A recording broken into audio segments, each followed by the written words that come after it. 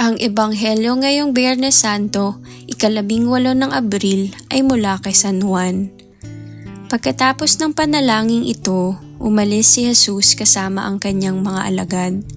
Pumunta sila sa ibayo ng batis ng Kidron at pumasok sa isang halamanan doon.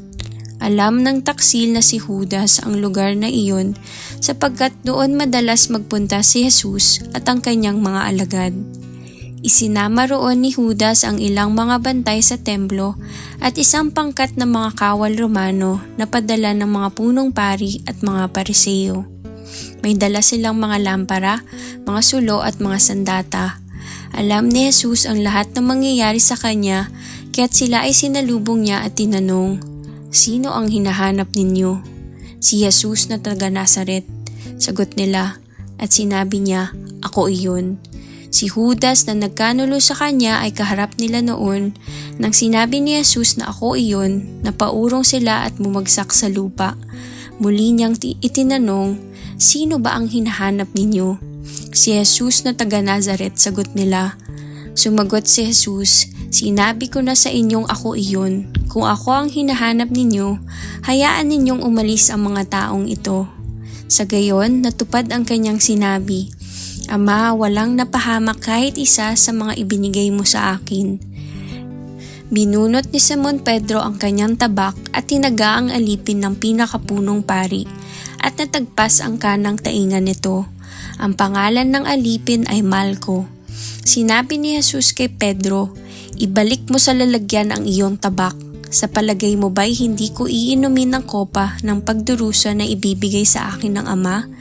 Ninakip nga ni si Jesus at iginapos ng mga bantay na Hudyo at ang mga kawal na Romanos na pinamumunuan ng isang kapitan. Siya'y dinala muna kay Anas na biyanan ni Caifas, ang pinakapunong pari ng taong iyon. Si Caifas ang nagpayo sa mga pinuno ng mga Hudyo na makabubuti para sa kanila na isang tao lamang ang mamamatay para sa bayan. Sumunod kay Jesus si Simon Pedro at isa pang alagad.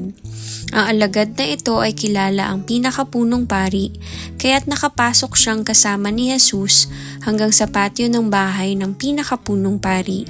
Naiwan naman si Pedro sa labas ng pintuan, kaya lumabas ang alagad na kilala ng pinakapunong pari. Kinausap ang utosang babae na nagbabantay sa pinto at pinapasok si Pedro.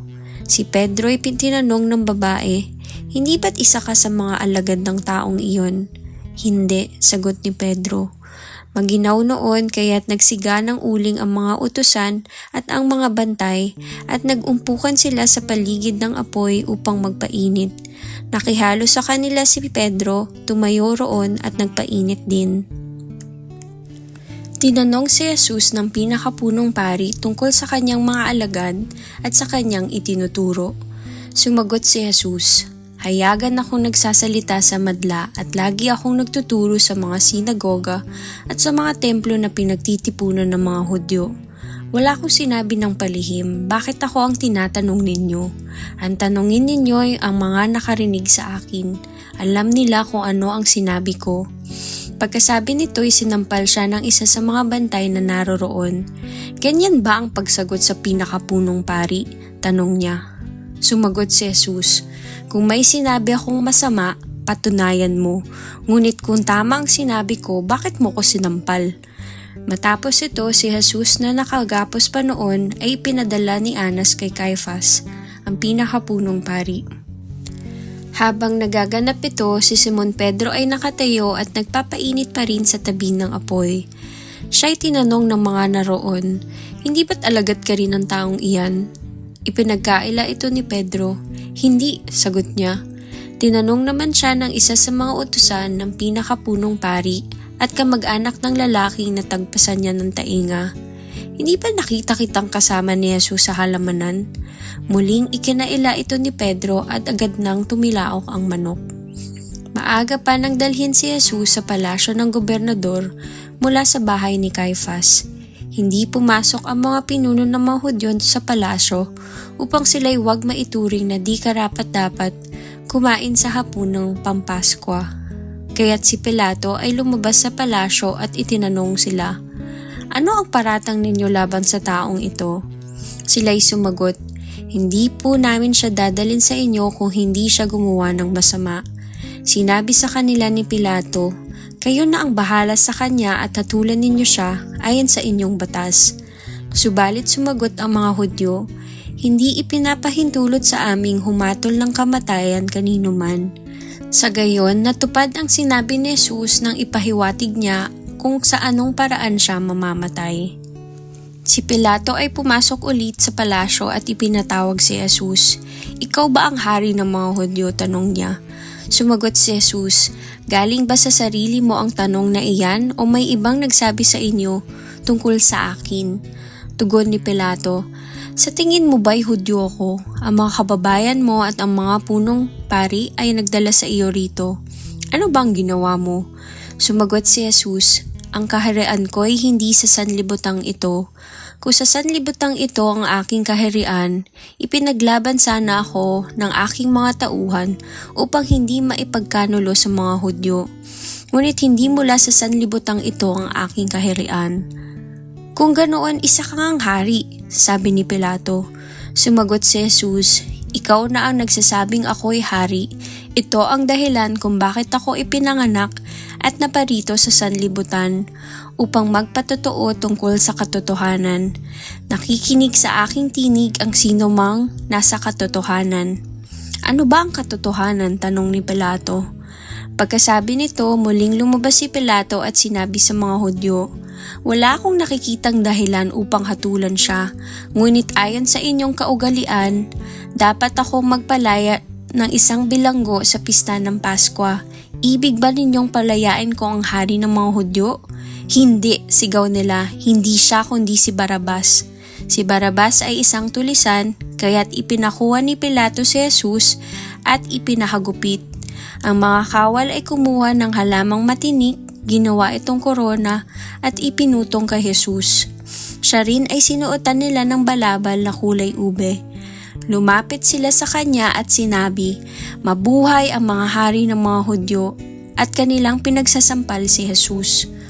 Lumabas muli si Pilato at sinabi sa mga tao, "Ihaharap ko siya sa inyo upang malaman ninyo na wala akong nakikitang dahilan upang hatulan siya." At lumabas si Jesus na may koronang tinik at balabal na kulay ube. Sinabi sa kanila ni Pilato, "Pagmasdan ninyo ang taong ito." Pagkakita sa kanya ng mga punong pari at ng mga bantay, sila'y nagsigawan, "Ipako siya sa krus, ipako sa krus." Sinabi ni Pilato, "Kayo ang bahala sa kanya at magpako sa kanya sa krus, dahil wala akong nakikitang dahilan upang hatulan siya." Sumagot ang mga Hudyo, "Meron kaming batas at ayon dito ay nararapat siyang mamatay, sapagkat sinasabi niyang siya'y anak ng Diyos." Nang marinig ni Pilato ang sinabi nila, lalo siyang natakot. Muli siyang pumasok sa palasyo at tinanong si Jesus, "Taga saan ka ba?" Subalit hindi tumugon si Jesus. Muling nagtanong si Pilato, "Ayaw mong magsalita sa akin? Hindi mo ba alam na may kapangyarihan akong palayain ka o ipapako sa krus?" Sumagot si Jesus, "Hindi ka na magkakaroon ng kapangyarihan sa akin kung hindi yan ibinigay sa iyo mula sa langit. Kaya't mas mabigat ang kasalanan na nagdala sa akin dito sa harapan mo." Nang marinig ito ni Pilato, naghanap siya ng paraan upang palayain si Jesus. Ngunit nagsigawan ang mga Hudyo, "Kapag pinalaya mo ang taong iyan, hindi ka kaibigan ng emperador. Ang sino mang nagsasabing siya'y hari ay kalaban ng emperador." Pagkarinig ni Pilato sa mga salitang ito, inilabas niya si Jesus at siya'y umupo sa upuan ng hukom na nasa dakong tinatawag na plataporma, Gabatha sa wikang Hebreo. Araw noon ng paghahanda sa Paskwa at mag-aalas 12 na ng tanghali. Sinabi ni Pilato sa mga Hudyo, "Narito ang inyong hari." Sumigaw sila, "Patayin siya, patayin, ipako sa krus." "Ipapako ba sa krus ang inyong hari?" tanong naman ni Pilato. Sumagot ang mga punong pari, "Wala kaming hari kundi ang emperador." Kaya't ibinigay sa kanila ni Pilato si Jesus upang siya'y ipapako sa krus. Kinuha nga nila si Jesus, inilabas siyang pasan ang kanyang krus papunta sa lugar na kung tawagi dakong ng bungo. Golgotha sa wikang Hebreo. Doon ay ipinako siya sa krus kasama ng dalawa pa, isa sa gawing kanan at isa sa kaliwa. Gumawa si Pilato ng isang karatula at inilagay sa krus. Ganito ang nakasulat, "Si Jesus na taga Nazaret ang hari ng mga Hudyo." Nakasulat ito sa mga wikang Hebreo, Latin at Grego. Marami sa mga Hudyo ang nakabasa nito sapagkat malapit lamang sa lungsod ang dakong pinagpakuan ni kay Jesus. Kaya't sinabi ng mga punong pari kay Pilato, "Huwag ninyong isulat ang hari ng mga Hudyo, kundi sinabi ng taong ito, ako ang hari ng mga Hudyo." Ngunit sumagot si Pilato, "Ang naisulat ko'y naisulat ko na." Nang si Jesus ay maipako ng mga kawal, kinuha nila ang kanyang kasuotan at pinaghati-hatian sa 4 na bahagi, isa sa bawat kawal. Kinuha rin nila ang kanyang mahabang panloob na kasuotan. Ito'y walang tahi at hinabi ng buo mula sa itaas hanggang sa ibaba. Kaya't nag-usap-usap ang mga kawal, "Huwag nating punitin ito. Magpalabunutan tayo para malaman kung kanino ito mapupunta." Sa gayon, natupad ang isinasaad ng kasulatan. Pinaghati-hatian nila ang aking kasuotan at para sa aking damit sila'y nagpalabunutan. Ganun nga ang ginawa ng mga kawal. Nakatayo sa tabi ng krus na Jesus ang kanyang ina at ang kapatid nitong babae, si Maria na asawa ni Cleopas at si Maria Magdalena. Nang makita ni Jesus ang kanyang ina at ang minamahal niyang alagad na nasa tabi nito, sinabi niya, "Ginang, narito ang inyong anak." At sinabi niya sa alagad, "Narito ang iyong ina." Mula noon, pinatira ng alagad na ito sa kanyang bahay ang ina ni Jesus. Alam ni Jesus na naganap na ang lahat ng bagay, kaya't upang matupad ang kasulatan ay sinabi niya, "Nauuhaw ako." May isang mangkok doon na puno ng maasim na alak. Inilubog nila rito ang isang espongha, ikinabit iyon sa isang tangkay ng hisopo at inilapit sa kanyang bibig. Pagkatanggap ni Jesus ng alak, sinabi niya, "Naganap na." Iniyuko niya ang kanyang ulo at nalagot ang kanyang hininga. Nooy araw ng paghahanda at ayaw ng mga Hudyo na manatili sa krus ang mga bangkay hanggang sa araw ng pamamahinga. Dahil natatangi ang araw na iyon ng pamamahinga, kaya't hiniling nila kay Pilato na ipabali ang mga binti ng mga pinako sa krus at alisin ang mga bangkay. Pumunta nga roon ang mga kawal at binali ang mga binti ng 2 ipinakong kasama ni Jesus. Ngunit pagdating nila kay Jesus at makitang patay na siya, hindi na nila binali ang kanyang mga binti. Subalit sinaksak ng isang kawal ang tagiliran ni Jesus sa pamamagitan ng sibat at agad lumabas doon ang dugo at tubig. Ang nakakita nito ang nagpatotoo upang kayo ay rin ay maniwala. Totoo ang kanyang pahayag at alam niyang katotohanan ang sinasabi niya. Nangyari ang lahat ng ito upang matupad ang sinasabi sa kasulatan. Walang mababali isa man sa kanyang mga buto. At may bahagi pa rin ng kasulatan na nagsasabi, pagmasdan nila ang kanilang sinaksak ng sibat. Pagkatapos nito, si Jose na taga Arimatea ay nagsadya kay Pilato upang humingi ng pahintulot na makuha ang bangkay ni Jesus. Dati ay inililihim ni Jose na siya'y isang alagad ni Jesus dahil sa takot niya sa mga pinuno ng mga Hudyo. Pinahintulutan naman siya ni Pilato kaya't kinuha niya ang bangkay ni Jesus. Kasama rin niya si Nicodemo na noong una ay sa gabi nagsadya kay Jesus. May dala itong pabango, mga 30 kilong pinaghalong mira at alo. Kinuha nila ang bangkay ni Jesus at nilagyan ng pabango at binalot sa telang lino ayon sa kaugalian ng mga Hudyo. Malapit sa pinagpakuan kay Jesus ay may isang halamanan at dito'y may isang bagong libingan hindi pa na paglilibingan. Dahil noon ay bisperas ng araw ng pamamahinga at dahil malapit ang libingang ito, doon nila inilibing si Jesus. Ang mabuting balita ng Panginoon. Ang ating faithful reflection ay mula kay Brother Celton Sindo, Sower. Kamusta ang iyong ganap?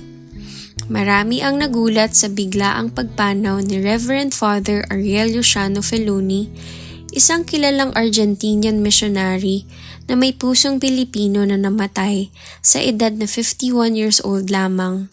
Sa kanyang burol, winika ng pari sa kanyang humilya, isa sa kinatatakutan natin sa pagharap sa kamatayan ay ang pangambang lubusan na lamang tayong makalimutan. Dugtong pa niya, "If you want to be remembered, do something worth remembering." Meron ba tayong mga naging ganap sa buhay na hinding-hindi malilimutan ng ating kapwang natulungan, tulad ng halimbawang ipinakita ni Father Feloni sa kanyang pagganap bilang isang pari ng kanyang kapanahunan? Sa Ebanghelyo, marapat pansinin na sa kanyang naghihingalong mga huling sandali, winika ni Jesus, "Naganap na, hindi tapos na ako o kaya'y yari na ako." Ang pahayag kasing ito ng ating Panginoon ay isang deklarasyon, hindi ng lubusang pagkatalo, sa halip pagpapahayag ng ganap na tagumpay. At ngayon, sa kanyang pagbibigay sa atin ng kanyang espiritu, nagsisimula ang bagong panahon ng kasaysayan, ang kasaysayan ng bagong tipan ng Diyos sa tao. Nangangahulugang na sa tulong ng Espiritong Banal, malaya na tayo at may kapangyarihang ganapin ang banal na kalooban ng Diyos para sa atin anumang hirap ang ating harapin. Kamusta na ang iyong mga ganap sa buhay? Nagbibigay ba ito ng kaganapan sa buhay ng ibang tao tulad ng halimbawang ipinakita ni Father Feloni? Manalangin tayo. Jesus, ako'y iyong tulungan na maganap sa aking buhay ang banal mong kalooban. Amen. Sa ngalan ng Ama, ng Anak, at ng Espiritu Santo. Amen.